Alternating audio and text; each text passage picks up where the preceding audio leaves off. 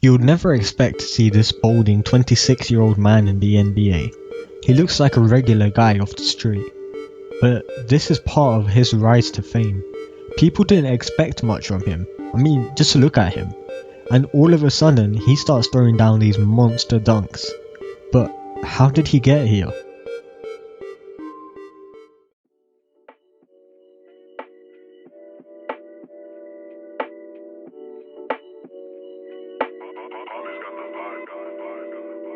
What is good, everyone? Hope everyone is having a good day, and let's talk about this guy for a second. How on earth did he end up at this point? Yep, that's me.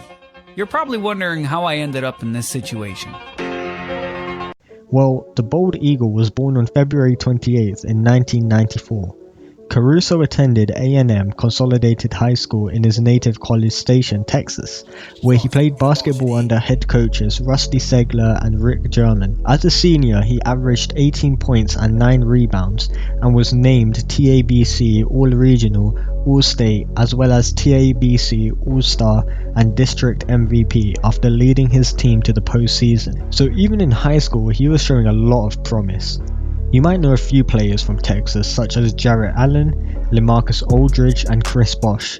After graduating from high school, Caruso joined the Texas A&M Aggies, probably one of the worst named teams, the least intimidating team. In 137 games over his 4-year career, he averaged 8 points per game, 4.7 assists per game and 2.02 steals per game, finishing as the school's all-time leader in assists with 649 and steals with 276.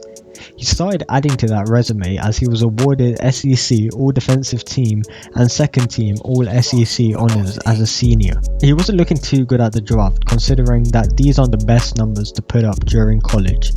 But it was no secret that he was pretty good at defense. He was also a good height, standing at 6'5" and weighing 186 pounds as a point guard. After leaving Texas A&M, he declared for the draft. So the 2016 draft comes around and unfortunately he went undrafted. However, all hope was not lost for the Bold Mamba. Yes, that is actually a nickname that he has. Caruso joined the Philadelphia 76ers for their 2016 NBA Summer League. On September 23, 2016, he signed with the Oklahoma City Thunder, but was later waived by the Thunder on October 17th. On November the 3rd, he was acquired by the Oklahoma City Blue of the NBA Development League. So far, nothing was really going to plan, but he was about to get his lucky break soon. Caruso ended up joining the Lakers for the 2017 Summer League. After several productive games, including one in which Caruso started in place of the injured Lonzo Ball and led the Lakers to a victory, he was signed to the Lakers' first two-way contract on July 13th, 2017. He became the first player to go directly from the D-League to the NBA via two-way contract. He had finally made his way to the NBA. By the way, the D-League is called the G-League now, just in case some of you are a bit confused. And on top of this, he also helped the Lakers win the 2017 Summer League. So now finally it has become his time to play in the NBA. And in his debut game, he played 12 minutes and scored 2 points and 2 assists.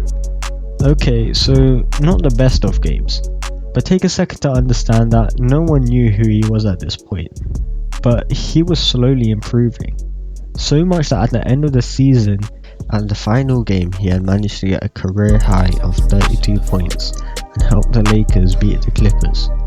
But another statistic that shows how much he improved is that he also became the only other Laker that season, other than LeBron James, to record a 30+, 10+ rebound, 5+ assist game. He was on the level of one of the best players ever. Okay, so maybe not on the same level, but he was pretty damn good. At this point he was still a two-way player, playing in the G League at the same time. But finally Caruso got his big bag, as on July 6, 2019, Caruso signed a 2-year contract with the Lakers, worth $5.5 million. He had finally cemented himself into the NBA after all these years of struggle. Also, fun fact, in college he was a ball boy. That's pretty damn disrespectful, but he managed to show them by making millions. and also making the NBA meme team.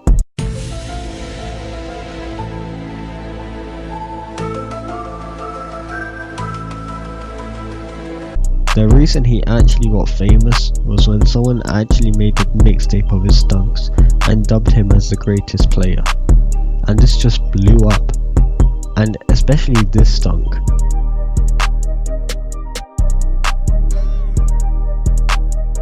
Really put him on the map. But then there's also the fact that he's just a down-to-earth guy. He's relatable, and people love that. We don't know where he's going to go after his contract expires, but I'm willing to bet he resigns. LA loves him, and he's a solid and reliable bench player. Even if he doesn't resign there will definitely be a team willing to take him. But looking back at it, this man struggled to get to the NBA. Even though he comes from a regular background, his story is pretty damn inspirational. After all his hard work and determination, he has reached the end goal, and it will be fun to see what happens in his career.